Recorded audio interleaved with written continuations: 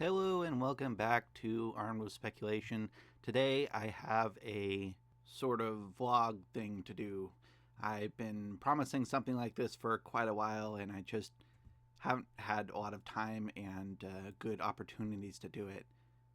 So, what's been happening? Well, let's start back about a year ago. Like I said in the Why Do the Alien Universe Ships Use DOS Computer Systems video, I talked a little bit about my feelings towards making YouTube channels that I had about a year ago in the end of 2024, and I want to go into that a little bit more now. I guess starting with my background. I am about 31 now, and when I was growing up, the very first game that I ever played was, if I remember, was probably Red Alert 1. I think that's about right. And most of the games that I played when I was just a few years old were basically sitting on my parents' laps playing strategy games like Command and Conquer and other stuff. And later I got, my first console was a Sega Genesis, and I played on PlayStation. We had a revolving door of consoles where my dad would get one, and then we'd see him again, and then he would have something different. And so we only had something some of the time, but most of the time we had a computer, and so we'd play games on the computer. And I played a ton of Command and Conquer growing up, and then later Warcraft 3 especially, and but the games that I fell in love with the most were definitely the Command and Conquer series. When I was that young, the Command and Conquer series was sort of like watching a kung fu movie, if that makes any sense. When you're a kid, the kung fu movie looks really serious and you're super into it, but when as an adult you're watching the same movie and you might think, well, that's kind of funny. Like there's parts of Red Alert 2 where as an adult I'm looking at it and I'm thinking this is super goofy, and definitely that's true with Red Alert 3. But when I was a kid, everything I saw was just blowing my mind. And so I spent a long time trying to think about what was actually happening in the scenes and stuff like that. I would try to talk about it with people at school, but none of the people that I knew at school in the 90s and early 2000s were playing computer games, computer strategy games. Most of them were playing Mario Kart or something like that. And it was incredibly difficult to find somebody other than the one or two adults in my life to really talk about it with. So mostly it was just me by myself playing through them. We never really had internet growing up, so I didn't really get a chance to play multiplayer with other people, while games like Generals was still around and GameSpy was still a thing. So I think that's part of the reason you can think about why I consider myself to be pretty good at Red Alert 2, but when I've shown videos about, or shown videos of me playing the game, you can see that I'm not employing a lot of the multiplayer strats, which are really good at very efficiently destroying the enemy, but they're not the kinds of strategies that I developed over my course of the time playing the campaign over and over and over again, playing instant action over and over and over again. And years go by, now I'm in high school, and in high school I get a computer, and I am basically playing about 4 hours of Command and Conquer 3 and Red Alert 2 every night for years at a time. By the time I got to my last year of college, I probably had a collective total about 5,000 or 6,000 hours in all of the games that have been released up until that point. And all of that time I had collected a ton of data points that I wanted to talk about with somebody. I really, really wanted to talk about these things that was just, the passion was really going inside me, and I just didn't have an outlet because none of the people that I met when I went off to university had any interest in games like this. Even after I showed people the soundtrack, which soundtrack to Red Alert 2 is probably the best soundtrack of any game ever, but that wasn't something that people were super interested in. And when I left university that last year, which is a long story of itself, basically I got really sick and I didn't have the capacity to do anything. I couldn't work. I couldn't really. I couldn't really do anything. I lost a ton of weight, and suddenly I couldn't eat most foods, and it was a big deal. I can go into that in a different vlog entry, but basically I came home and I wasn't able to do anything, so I thought, well, maybe this is the first time that I can really get into doing content creation, which is something that I've really loved for a long time. I discovered YouTube relatively late. I started looking really on YouTube besides just being shown a random video over time about 2012 and maybe a little bit before that, and I didn't see very much YouTube content for Command and Conquer besides what I might have seen on channels that show people doing 1v1s in tournaments. And I don't actually remember doing a ton of research back then. It could be that people like Jet Hild existed back then and I just didn't really realize it. But when I started, I didn't really see any ones out there that really they got into the level of detail that I thought that I wanted when I came back from school. And keep in mind, I came back from school around 2016, 2017, and so I started doing a lot of research on how the Command & Conquer stuff worked, but I had basically no technical skills outside of some basic computer tinkering at the time. I had been someone who had been really interested in hardware and stuff like that for quite a while, but I had no money and I hadn't gone to school for video editing. I had gone to school for history. So my early videos have the watermark and they just look just awful. I don't blame anybody at that time period for not wanting to subscribe because, oh my gosh, they were pretty crappy.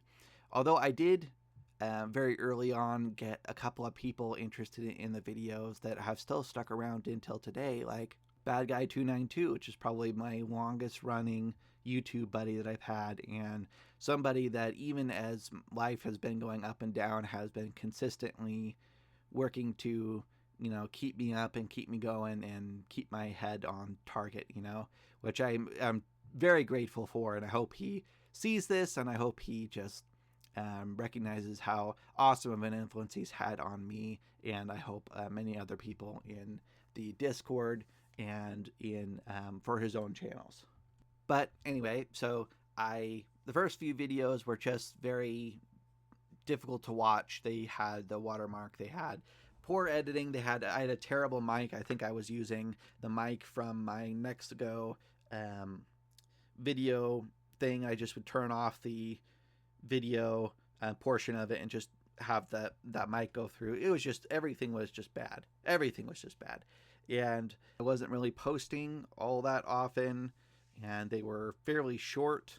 I focused on things that were, I guess, what I found very interesting at the time, but were not something that I focus on a lot right now. So, for instance, one of the very first videos I did was the Scorpion tank, a unconventional vehicle for asymmetric battlefields, and I spent a lot of time in that one and the Predator 6 video, where I spent a tremendous amount of time doing the dimensions of the craft of the vehicles and what sort of engines they might have and stuff like that, which some of that I still do, but I'm not really focused on the I'm not really interested in finding out the direct length and width of a Predator tank or anything like that in my newer videos.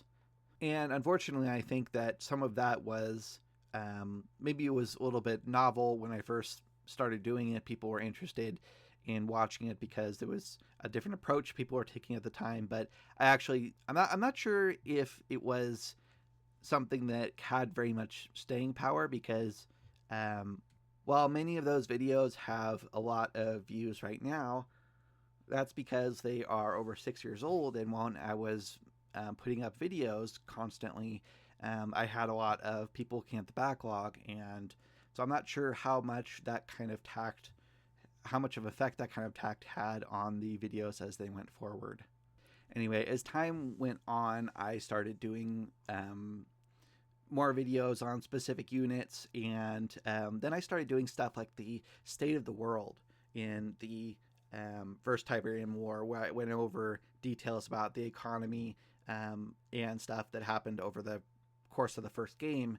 And those ones I really enjoyed doing. It is once again not one of those things that had a tremendous amount of views, and basically that's sort of where the problem eventually came in after a few years. Was I got to the point where I felt like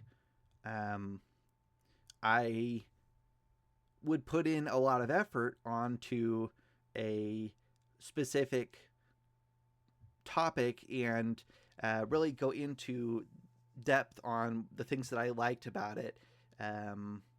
And those things were things that it wasn't exactly like I would get complaints about those things, but the ones where I went in to way too much depth on the mechanics of the engines of a vehicle or how something might fly or something like that were a lot less popular, and nobody really seemed to want to watch those compared to when I went into details about plot stuff in the background information, which is stuff that I felt like I didn't need to do much about because you could just play the games and get that information.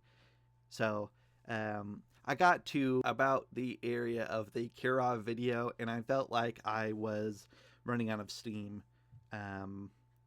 Partially because I didn't feel like the things that I found interesting, the things that I was passionate about were very popular, and so it was hard to make videos about things that wouldn't get any feedback on. I couldn't tell if I was doing a good job or not, besides the fact that I wouldn't get very many views.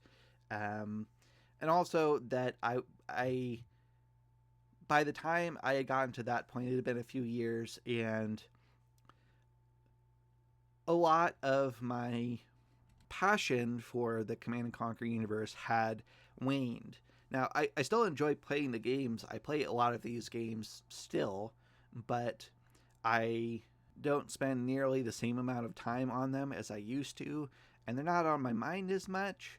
And I have been playing games like Europa Universalis a lot more over time because of my dual interest in history, and I feel myself being kind of burned out. At that time, I felt like I was trying to do as close as I could to a video a week or a video every 2 weeks, and getting to the end of the week at my job, which was and is a lot of effort to get to the point where I can make the video.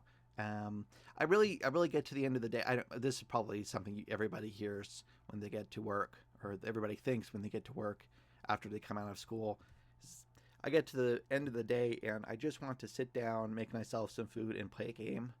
I don't want to spend an extra couple hours making a video or doing research on something. And so it was very difficult for me to get to the point where I could do that. And the longer I went in, the more I thought about, I wanted to do things on separate topics. I know that Star Wars and Star Trek are topics that have a ton of people doing stuff in them, but those are also stuff that I grew up with, where I wanted to potentially do content in that direction, and I felt like I was boxed in by the Command and Conquer stuff, which is still something I love, but it was I'd heard from a lot of people on YouTube that at this point YouTube wants basically each channel has a single topic, and they don't go outside that topic very much because it's not good for the algorithm. And I heard that and I thought, I don't want to maintain 5 different channels for 5 different topics and only post there once a month or something like that, as I alternate through them. Um, and I don't want to ruin the growth of my channel just because I'm doing lots of different things and then people only tune in for what they want. And I was feeling discouraged, and so basically at the beginning of January I just stopped. I wanted to make more, but I was burned out and I didn't really think that I could make anything of quality, which, considering at the time that I only had just over, I think, about 1,200 subs, is pretty early for somebody to get burned out on. It's not like I was getting burned out after having 100,000 subscribers and people are sending me death threats and all that stuff. I hadn't gotten anything like that, and I wasn't nearly that successful, but I did feel like I was kind of burning out. And this is where people like Bad Guy 292 kind of stepped into the picture again and helped me realize that it seems like with the stuff that I like doing on YouTube, I don't think that this platform is ever going to be kind of like a real moneymaker. I think that this is probably never going to be my job. And that kind of rings true also for my novels, which at the time of making this video, I have about 2.5 in one series, several and stuff that I just definitely will never publish, and about a half in a young adult novel that I'm currently working on.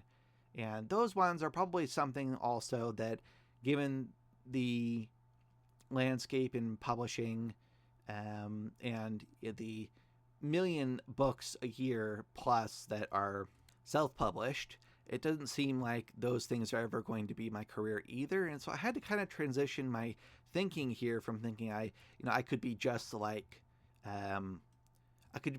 these people who make this their job and really talk about the things that they like for money, for their career. And I thought, that's probably not where I'm going to be going. I want to make more videos about obscure bits of lore in Command and Conquer and Star Wars and Star Trek and stuff like that, and talk about video games that meant a lot to me when I was growing up and now. And those things are never going to be popular enough to get me to 1 million subs where I could be making $1,000 every month just from this, or however the monetization works. And so I just needed to reorient myself to think that this is a fun hobby that I am privileged to be able to do because I have a beefy computer that I work on constantly, and I have audio equipment that I've cobbled together, and I have people around me like my friend, the laser optical engineer, who are willing to donate their time to answer questions from somebody who's obsessed with a game from the 1990s. So I've come to realize that it seems like this is going to be a hobby that I will do on my own time.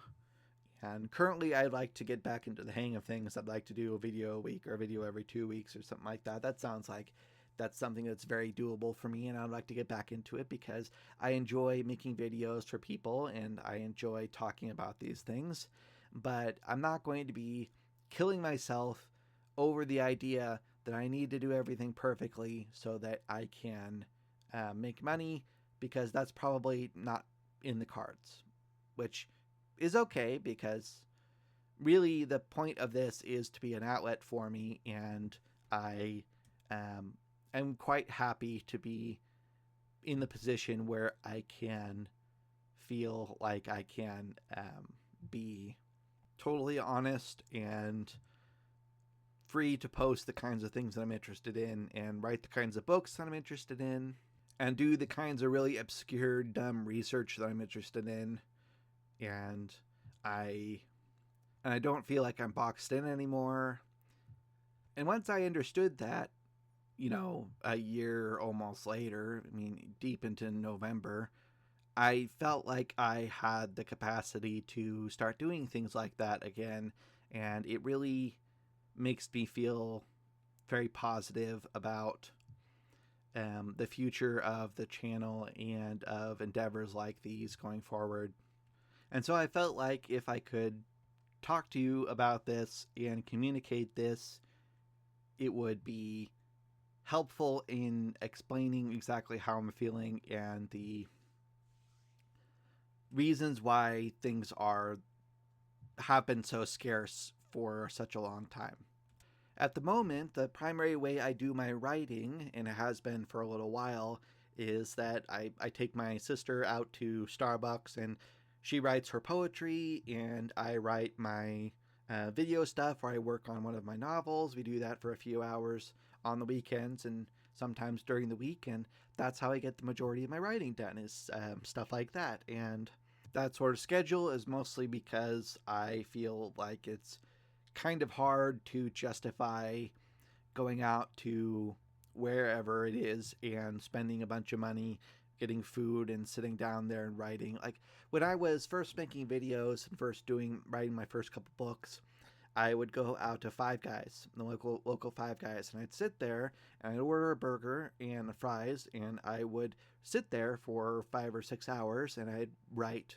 Occasionally going up and getting more food and stuff like that, and that worked because basically I had a bunch of savings and wasn't able to work, and I wasn't able to do much of anything when I first came back to school. So I would just sit there and I would eat and I would write, and I would just write tons of stuff. I do tons of research and stuff like that.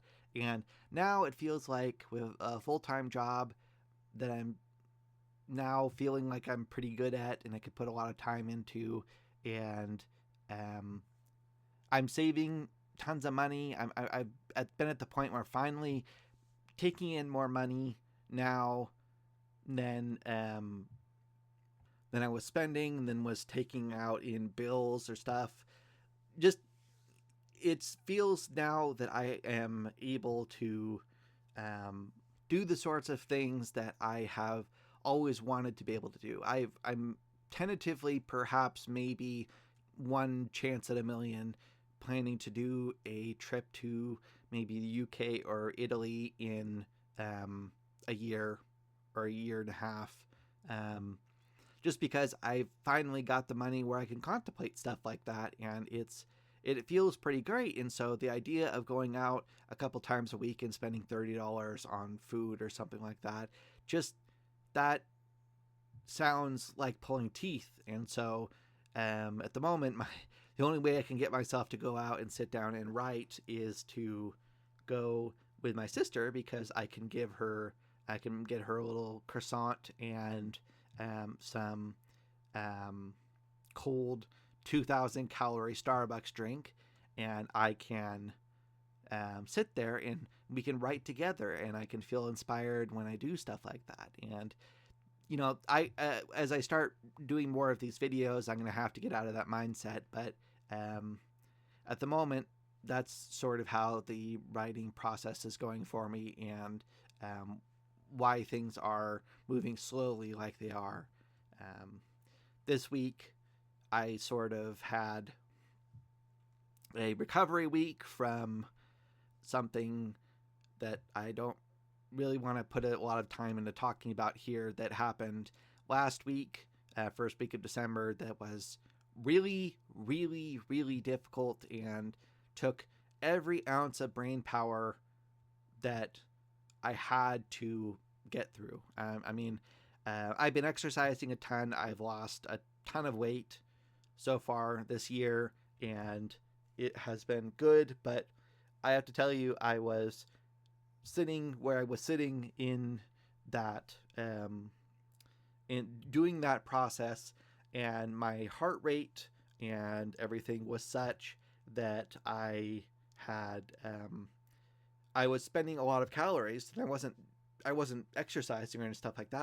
I was just how nervous I was, and um, maybe at some point in the future, sometime this next year, I'll talk more about it as it gets further away and it feels, I don't know, safer to talk about. But um, I um, I have anyway. What I'm trying to say is that this week I haven't had a whole lot of time to write, so that's why this is coming out rather than a main video. And I hope you like this. I wonder if this is going to become sort of a one-man podcast, if I'm going to do a vlog often or what. I have no idea, um, but I had promised that I would talk about the stuff that had been going on lately, and I've taken on that and I've talked about it. And, if you want to comment, if you listen all the way through this and you want to ask me more specific questions, I'd be happy to make another video where I respond to them or just respond in the comments. And I am really appreciative to anybody who sticks around and listens to the end of this. You don't have to. It's not mainline content, I know, but it's something that I feel like I'd like to do more often, because I'd really like to be able to talk to people about the stuff that I'm working on in a way that's not scripted like this, or like, not, this isn't scripted, but not scripted like the videos are, and so I really appreciate everybody who has taken the time to listen to this, and I hope that everybody has a wonderful weekend. This is Game Master Kerrican signing off. Appreciate you all. Goodbye.